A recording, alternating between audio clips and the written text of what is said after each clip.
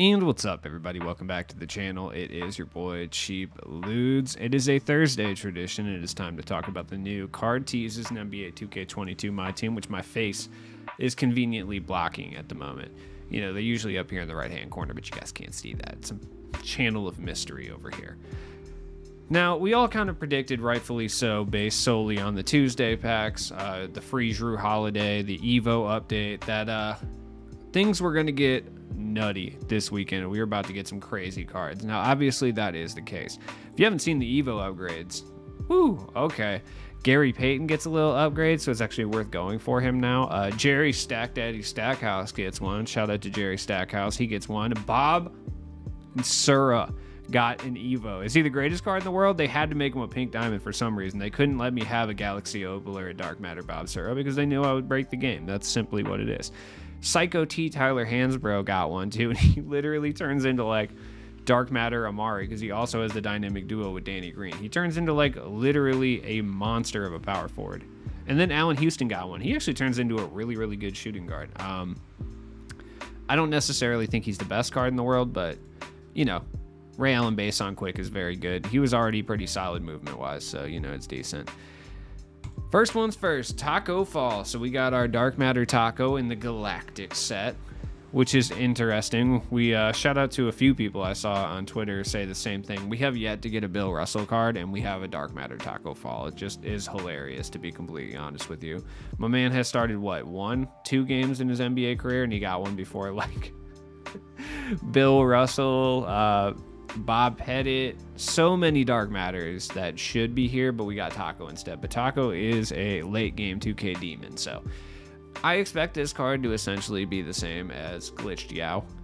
Maybe slightly worse in regards to shooting, but slightly better in regards to like inside presence. But then again, the one thing I will say is I don't think this card is going to be as broken as people are anticipating.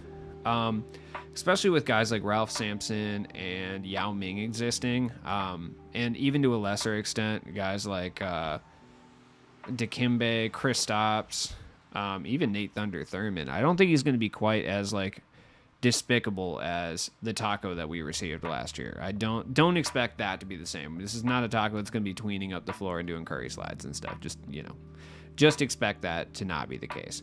Tacko's going to be stupid, though. And then we got big ticket energy over here. Kevin Garnett. Why they turned him into Piccolo with the mouth shot, I'm not really sure.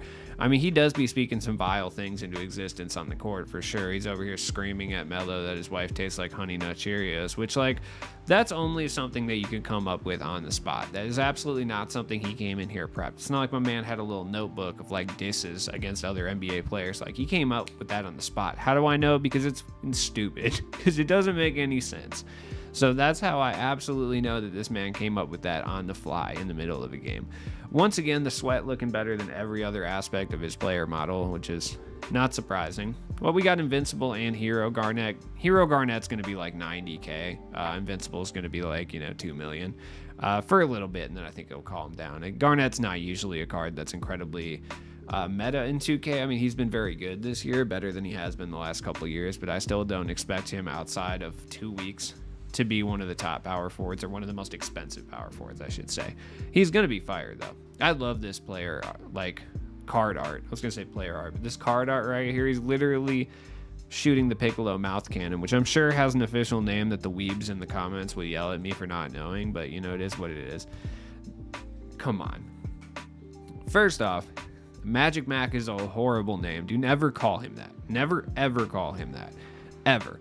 By the way, you may think that the rendering on this Tmac official tattoo that he has on his arm is bad, but let me tell you, the real one is just as bad. This is I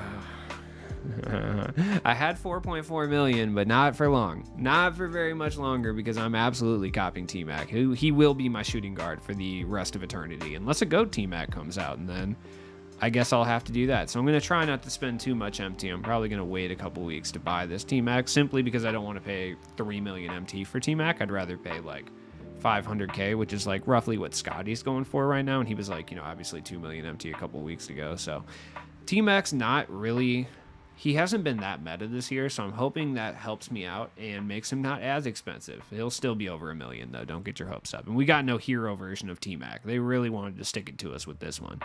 They said, no, you're not getting a hero Tmac. Because I would have been content with just grabbing the hero Tmac. But no, we don't get a hero Tmac or a Galactic Tmac, simply the Invincible one, which means he's going to be ridiculously expensive. And then we got LeBron Brown. Hero LeBron Brown, Invincible LeBron Brown. I don't know what Bibigo is, but okay, respect. I'm glad they put the advertisers. Then again, 2K would never miss an opportunity to put advertisers on anything. I know they didn't specifically put them on the jerseys, but I have to assume that they're at least copping a little bit. Or it's like something where if you want to use our jerseys and teams, you have to put the advertiser in there as well. I don't know how it works, to be honest, but yeah, Braun's going to be ridiculous. Tmac may only be at least semi-chilled in price due simply to the existence of this LeBron. This LeBron should still be like 200K, by the way. Like, he's not going to be a buyout for sure, which is unfortunate, but it is what it is. We kind of expect that when it comes to LeBronathons out in the wild, you know what I mean? You don't ever see a new LeBron card and expect him to be affordable. The one thing I will say is I think they're going to change his jump shot. Hear me out. I do. So let's look at Tacko Fall first. I mean, this is a dark matter Tacko. This is going to be stupid. I would expect him to have majority of the hot zones. Now, the question is, does he have base 47? Because if he does, that essentially turns him into a Joel Embiid clone, which isn't half bad. I mean, yeah, he's 7'6" with an 8'4" wingspan, which is going to be ridiculous, but it really depends on the SIGs. Like, it depends on the speed, it depends on the SIGs, and it depends on the shooting badges, and if he can shoot. If he's got, like, Ralph Sampson-esque kind of stats, like, not really meta dribble moves, but then also, like, he can kind of shoot, but not really. I could see him not being that overpowered. I think he'll still have, like, Hoff catch and shoot, and, like, Hoff corner specialist, and, like, stuff like that, and a lot of, like, post badges that he already has. But, I could see him not having things like quick first step. I don't know. We're at the point in the year where it's really hard to guess if 2K is going to put limitations on cards at this point. Like, you just don't know. You truly have no idea. And with Tacko Fall, you never really know with 2K. I felt like you always knew with 2K up until last year, and then things took an absolute turn. So it remains to be seen. By the way, the rest of this set, I mean, is probably going to be pretty good. All the promo sets we've gotten up until this point have been solid the last few weeks. So even the Tuesdays, obviously. So I would expect him to be good.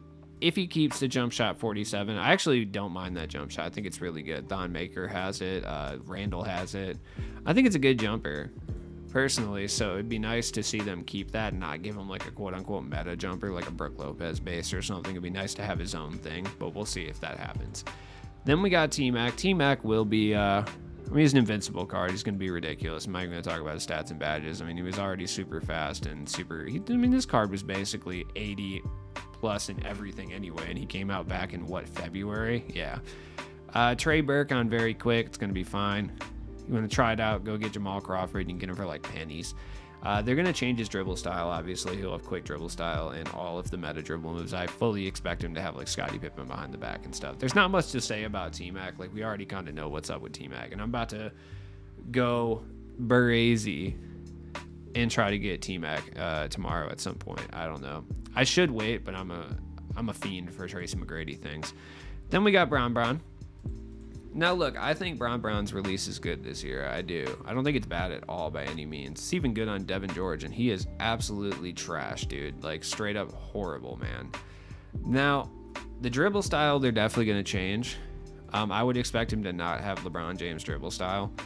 I would expect them to change some of this stuff. I could see them keeping Kawhi Leonard's behind the back, but he'll probably end up having Pippen behind the back and, like, Kobe escape and stuff. Like, he's going to be maxed. I mean, the tendencies were already maxed, and this card came out in March, you know what I mean? So I would expect the same to be occurring this time. Wachi has, like, the stalest dunk packages in the game. I could totally see him having, like, the Bob Cousy dunk packages, right? Like, where it's just two-hand little boomers because they're impossible to block in this game, straight up.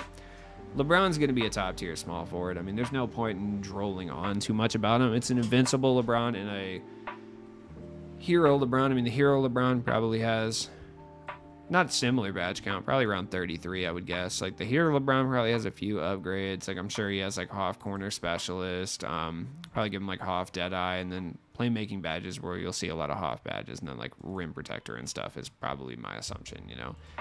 And then, oh, hi, Katana. Katana wanted to be heard. I don't know if you know that. Every video I've done this week, she's just been shrieking in the background. Yeah, there you go, Katana. Do you want LeBron James? Do you want Dark Matter LeBron? No, you want T-Mac, don't you? Hell yeah, dog. Absolutely. All right, Kevin Garnett should be very interesting. I mean, 6'11", 7'2" wingspan. I mean, obviously he's going to be very good. But the question is he going to be worth the price? Because he's going to be expensive for sure. Now, jump shot 58, only Garnett has it. I personally didn't mind it. I know a lot of people hated it on his season reward card. I personally didn't mind it, especially at the time. But I wouldn't be shocked for them to change the jump shot on Garnett. But I think jump shot 58, a lot of people like this on quick, so I would expect them to leave it, just put it on very quick. The dribble moves will change. He'll have like meta dribble moves. I mean, the big meta right now is having, you know, in between like 6'10", well, not in between, but like 6'10", 6'11" big men that can move. That's kind of the meta right now. Obviously, that started with Jermaine O'Neal, but we've seen that picked up with guys like Amari, and now, for whatever reason, Tyler Hansbrough. So I expect the same to be happening with Garnett as well. So regardless, I mean, Garnett's going to be stupid. So let's go take a look at the market and see what's been affected here. All right, let's talk market. I had to take a 20-minute hiatus to go pick up some egg rolls across town, which was absolutely worth it. I'm less hangry than I was a mere 30 minutes ago.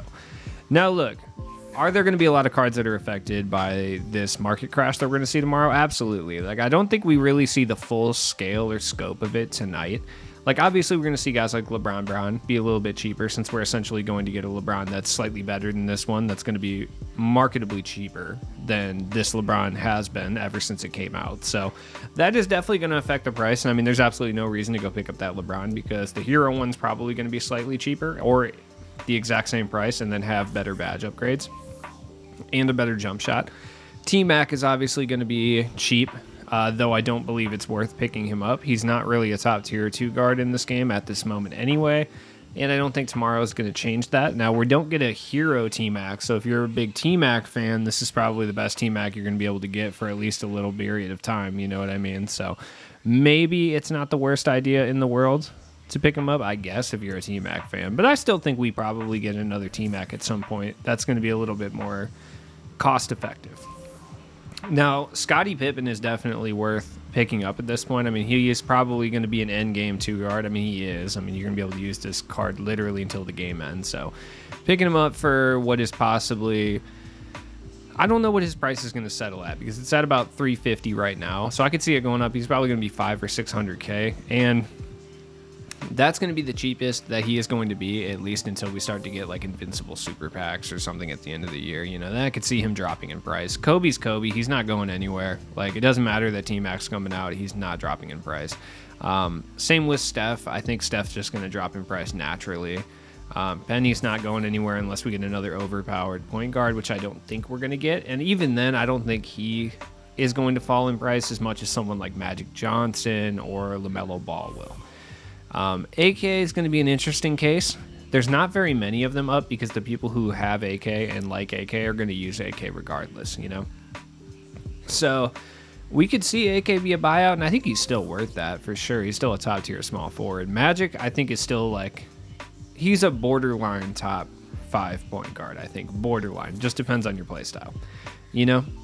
Nate Thurmond is interesting, because he's gotten significantly cheaper than he was yesterday. Yesterday he was about 89K. Now you can get him for as low as like 70, and he's without a doubt the best value card in the game at this moment. How long that actually lasts, though, is going to be up to speculation. It remains to be seen. Like, Jermaine O'Neal is still technically usable, and he came out last season, so I could see his like value being there for a while. But price wise, I mean, he's only going to go down. Porzingis I could see dropping in price for sure, just because of Tacko fall. I'm still running Porzingis because I'm a big Porzingis guy this year. Durant's going to fall in price, but it's not going to be that crazy, and he's probably not worth picking up at this point. I really sold that card for $1 million, man. That's crazy. It's better. I'm glad, because I mean, I barely played the game online, so what's the point in keeping some of these guys, you know? Like I said, LaMelo and Wilt and Magic, obviously. LaMelo and Magic are going to drop in price if there's even a remotely solid point guard in the set. Wilt will be the biggest benefactor of Tacko fall, I think. And it has less to do with just Tacko fall, but more to do with Nate Thurman, because Nate Thurman essentially plays the same role as Wilt Chamberlain. It is significantly cheaper than Wilt. So we could see Wilt drop to a buyout price simply because of that. At least the non-signature version. Tyler Hansbrough, by the way, is way up in price right now. Shout out to Psycho T, dude. I mean, people actually really like this card. And this is the first time I can say with confidence that we've had a Tyler Hansbrough card that we've liked. This might be the first time that people outside of the UNC fandom have actually liked anything relating to Tyler Hansbrough. People really forget that this man was the most hated player in basketball for a long period of time. And, like, did he deserve it? Yeah, absolutely. 100%, dude. Him and Kyle Singler, dude, are just, like, hatred is burned into my, like, lifetime memories because of that, which was a weird way to say that. Yao Ming might receive some sort of a drop-off due to Tacko Fall, but I don't think Tacko Fall is going to be as good as him. And I think a lot of people do understand that already based on how 2K has been power scaling this year. Larry Legend is a buyout, which, like, he's probably one of the best small forwards that you can pick up for under 100K for sure. I'm going to look to pick him up. What you want to do in nights like this is if there's quote-unquote older cards that, you know, even are only like 3 weeks old that you've been interested in for a while, Thursday nights are usually the best time to pick those guys up because you can get badged up, shoot up, contracted up versions for cheaper than you would have a regular version 3 days ago. So like Larry Bird's a good example. He was about 100K a few days ago, and now you can get a badged up, like a badge increased version with shoes and a contract for under 100K, for under 90K in most cases. So, I mean, is he absolutely worth picking up for that price? Sort of. I mean, I guess. It just kind of depends. Obviously, like, Garnett would drop in price if there was more than 2 of them. There's just not very many of these cards out in the wild because most people either still have them in their collection or locked in the sets for them. The 2000s is surprising that there's not more of these cards because I don't know how many people actually locked in for Dwight Howard. I can't imagine it was too many. Bosch is a buyout, and Bosch is really, really good. Once again, like usual, Bosch just gets kind of slept on. He's still incredibly good. As always, it's been your boy Cheap Ludes. You know I'm going to open 2 new packs tomorrow, so you definitely want to come check that out. Have a good night, you guys. Peace.